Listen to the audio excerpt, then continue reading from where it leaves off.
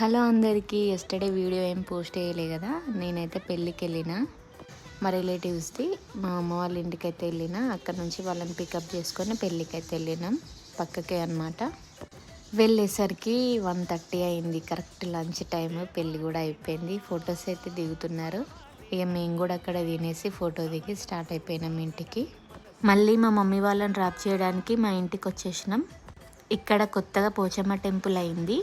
ఆ పోచమ్మ టెంపుల్ ప్లేస్లో మా పాత ఇల్లు ఉంటుండే, గుడి కోసమే అది తీసేసాము.